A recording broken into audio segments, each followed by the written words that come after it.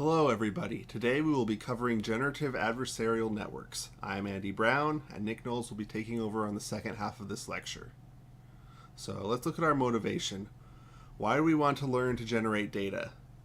There's a lot of applications that require realistic data generation. A lot of these related to images, so we can do a written description of something and then get an image generated from that. Or we can start with like an initial sketch and get a much more detailed rendering based on that sketch. Or we could do something like feed in an image and then get out a 3D model.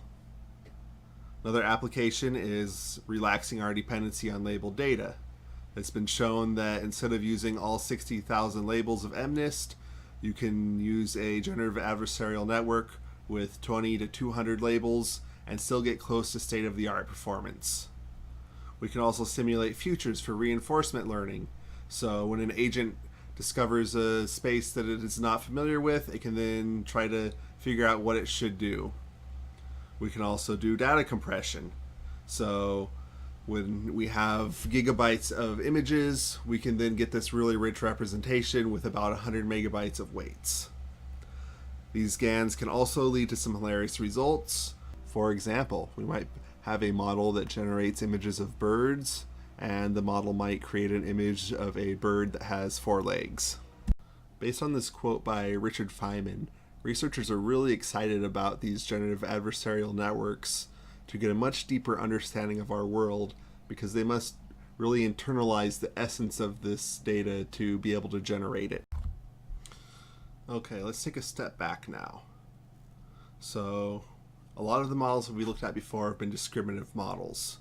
So here we're trying to learn the decision boundaries between classes, which can be used to directly map an input from X to an output Y. What we're now looking at is generative models, and here we're going to infer a probability distribution that describes a set of points. These can then be converted into probability of Y given X using Bayes' rule, or used to generate new data.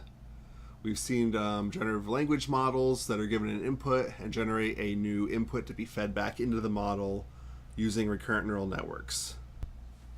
Generative models can also generate just the probability of X. So this is generating just our inputs without our outputs. This is what we will be using with generative adversarial networks, as we're generating an image and not the label for that image. The main takeaway here is that we are trying to learn what our data actually looks like, so we're trying to create this distribution instead of just a mapping from an input to an output. A couple of different examples of generational models is the variational autoencoder and pixel RNN. The autoencoder learns a bottleneck layer, and this bottleneck layer is set to also match a unit Gaussian distribution. So that way, once your model is trained, you can then feed in data generated from this distribution into that bottleneck directly and get out a generated image. The pixel RNN is then looking at all of the pixels one by one, and it's going to be a heavily customized LSTM network that generates your image then pixel by pixel. So we can look at like the top half of the image and then generate the second half of that image. Alright, let's look at the highest level understanding of GANs. So here we have a generator and a discriminator, which have opposing goals. It's easy to think of it like the generator is a forger trying to make fakes, while the discriminator is a detective who is trying to find fakes. As the forger gets really good at generating fakes, the detective must then get really good at detecting them. This goes back and forth until the forger is creating fakes that are indistinguishable from the originals. We note here that our forger is completely blind and is only getting input from random noise, typically from a Gaussian distribution. Okay, let's start digging a little bit deeper. So now we can look at our generator and our discriminator. Our generator is getting this input Z of random noise. It is then generating an image. The generated images are then combined with the data set of real images and fed into the discriminator as its inputs. This discriminator then tries to figure out which of these are fakes and which are real. The results of the discriminator are then used for backpropagation into both the discriminator and the generator. We notice here that the generator wants to maximize the error, whereas the discriminator is trying to minimize the error. So they have these opposing losses. When the generator is maximizing its error, that means that it's making really good forgeries that is fooling the discriminator. Likewise, when the discriminator is minimizing its error, that means that it is detecting these forgeries really well. Looking a little bit more closely at our model, we see that the discriminator down here is a convolutional network like we have seen covered in class, whereas over here the generator is what appears to be the opposite of a convolutional network, which is a deconvolutional network, which in essence is the same idea. We're going from this really small embedding all the way up to an image.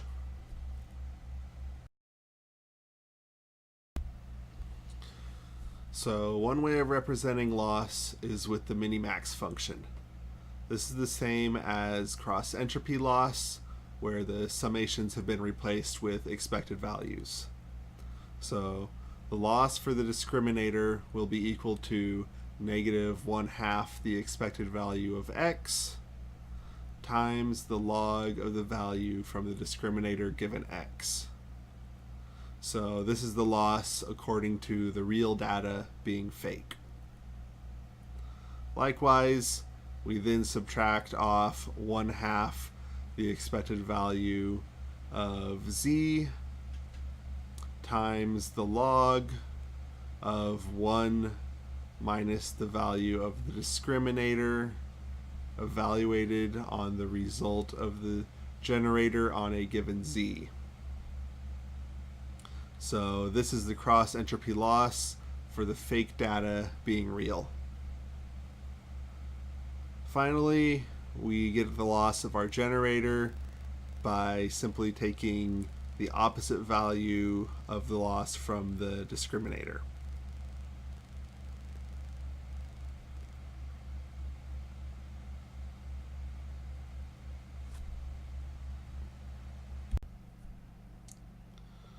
We can see other applications of GANs. Here we can see applying a cycle consistency loss instead of the minimax loss by Berkeley to generate more photorealistic images from Monet's. Likewise, they've gone from like zebras to horses and horses back to zebras. And we can change between summer and winter, etc. Applying all these different style changes based off of sampling from multiple domains.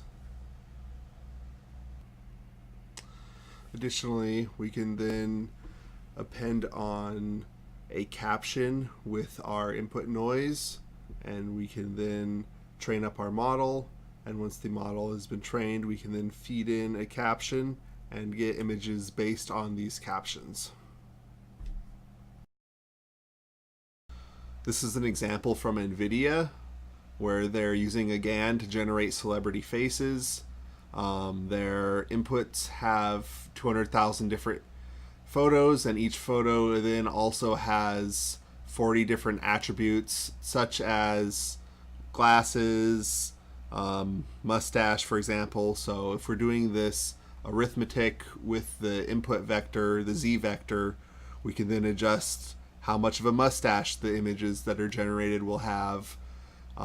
This is a really fascinating effect. We can like adjust how much the images that are coming out are smiling, how old they are, just with some adjustments on the input vector that you're feeding into your GAN due to how the model was trained.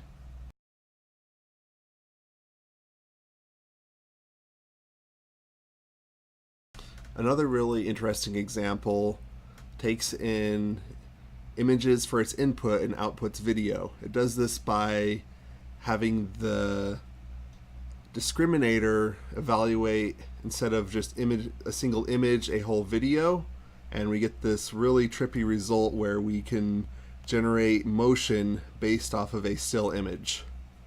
While these effects aren't very realistic, they still generate a kind of interesting flow of dynamics that's similar to real video.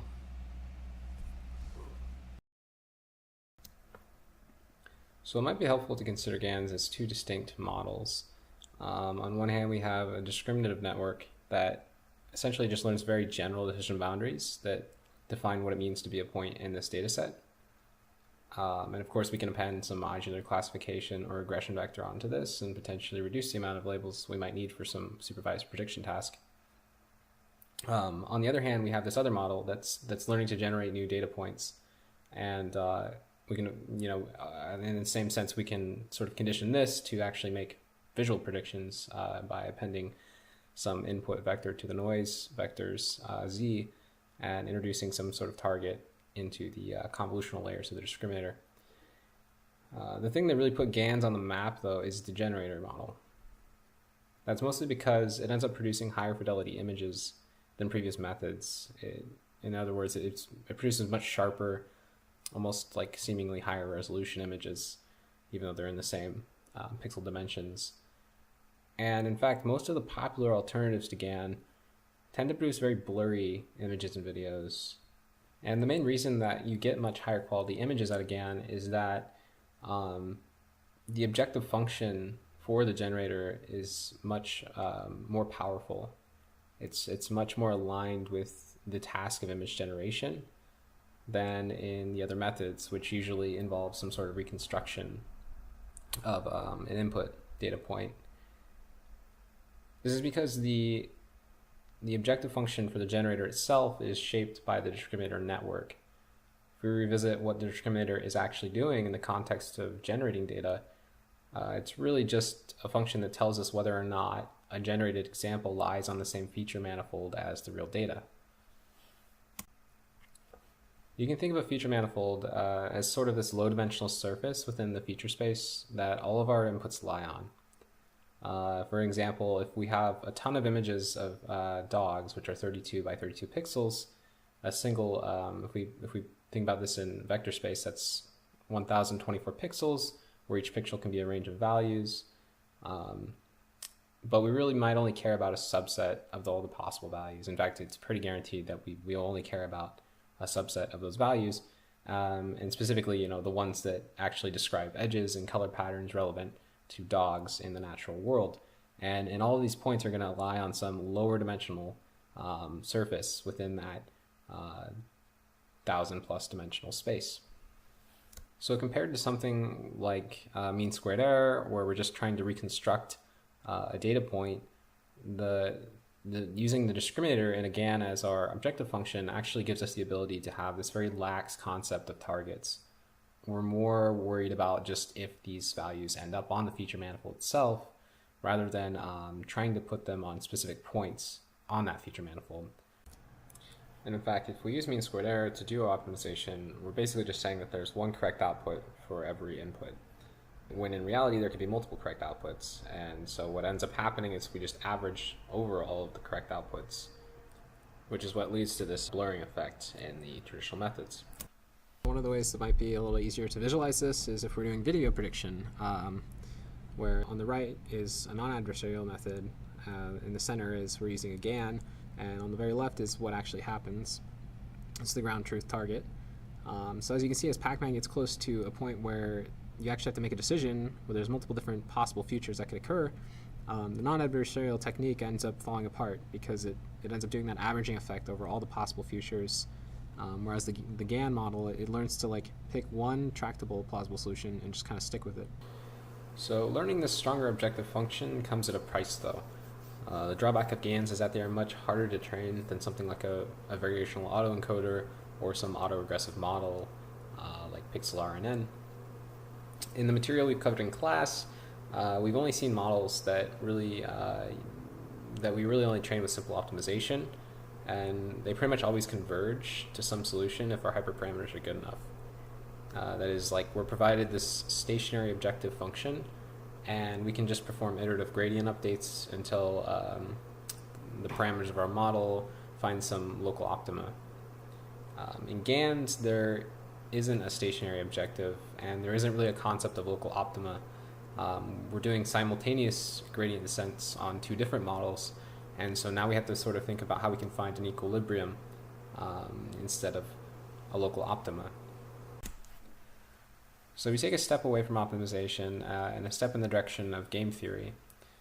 And with GANs, in the best case scenario, we hope that the generator ends up winning this minimax game that we formulate. But unfortunately, what happens more often is that the discriminator ends up winning. And if you recall from how the loss functions work, essentially once the discriminator hits zero loss, the game is over, because the generator's loss is just the negative of the discriminator's loss, and if they both are zero, then you lose both the gradients for both models. On the other hand, if the discriminator is too weak, it might only describe a small region of the space as being real, and the generator will just learn to map all of its noise variables to that small region, which might miss a lot of the modes of the data. So we want our discriminator to be strong, we just don't want it to converge completely. One problem that's quite common is this scenario called mode collapse, which is sort of this back and forth that happens when the generator learns that it can easily fool the discriminator if it just gets very good at producing the same image over and over again, or images from the same mode in the data set. And eventually the discriminator catches on and it just starts flagging everything from that mode as fake, or more often it'll just flag everything else as real, which causes the generator to then abandon the mode it previously converged on for good and move on to something else where it just keeps producing the same thing, but of something slightly different. And so this kind of goes back and forth until usually eventually so many modes have been explored that the generator just learns that basically everything is bad, and it starts to just produce a lot of noise. I should note, though, that there's been a lot of work in the last 2 years on trying to stabilize GANs and make them easier to train, and we've outlined some of those papers in the future steps section at the end of this video. Another limitation is that while GANs are very good with images and audio, no one's really figured out how to apply them to text generation yet.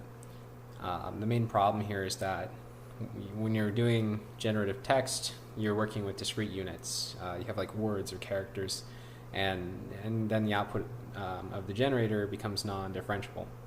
So some people have proposed ways of trying to make this, trying to put these words into like a continuous space where they are differentiable, using embeddings or some algorithm, but nothing as of 2017 really works as well as some conditional generative model like a recurrent neural network.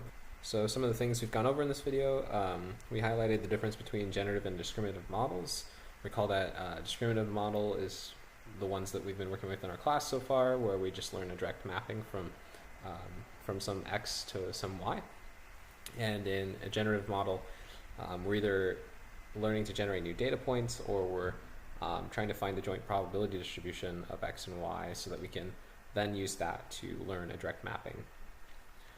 We also touched on just different applications of neural networks for generating data. So there's like tons of cool other applications out there, and I'd encourage people to go and Google cool GAN papers and cool GAN videos and post them on Piazza if you find something. Another thing that we touched on was the GAN objective function, which is this really cool and sort of compelling case for GANs where we're able to have multiple correct answers, and it allows us to learn a much more verbose model for generating data. Some of the extra resources that we found were interesting that we were checking out while we were doing lit review for this are a couple of the ones we've listed here. We're going to compile a more complete list and post it to Piazza alongside this, because there are some really important papers that we just didn't write down, but they're pretty well known in the field, and you should probably check them out if you want to learn more about GANs.